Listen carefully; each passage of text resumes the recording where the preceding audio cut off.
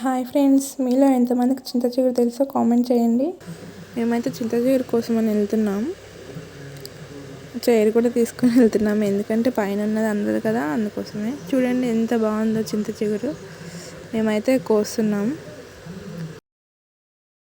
House పక్కనే ఉంటుంది మా చేను, అక్కడే ఉంది చింత చెట్టు. సో వెళ్ళాము. మామిడి చెట్లు మావే, మా చేను.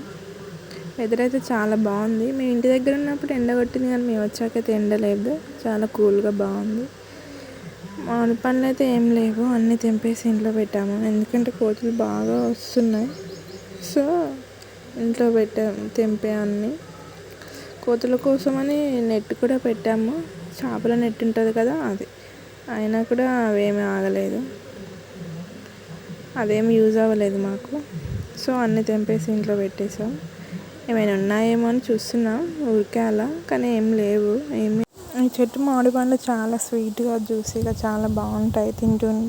తినాలనిపిస్తుంటుంది.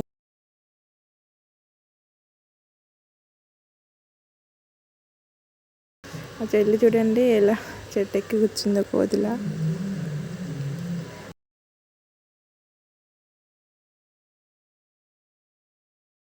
చింత చిగురు చూడండి ఎంత బాగుందో, ఫ్రెష్గా, హెల్దీ కూడా. మీరు తప్పకుండా ట్రై చేయండి. ఇదేనండి మేము తీసుకొచ్చిన చింత చిగురు. అమ్మ చింత చిగురు విత్ ఎగ్ చేస్తానండి, చాలా బాగుంటుంది.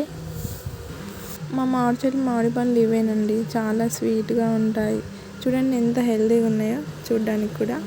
నాకైతే చాక్తో కట్ చేసుకొని తినడం కంటే ఇలా డైరెక్ట్ తినడమే చాలా ఇష్టం. ఈ వీడియోకి ఇంతే ఫ్రెండ్స్, బాయ్.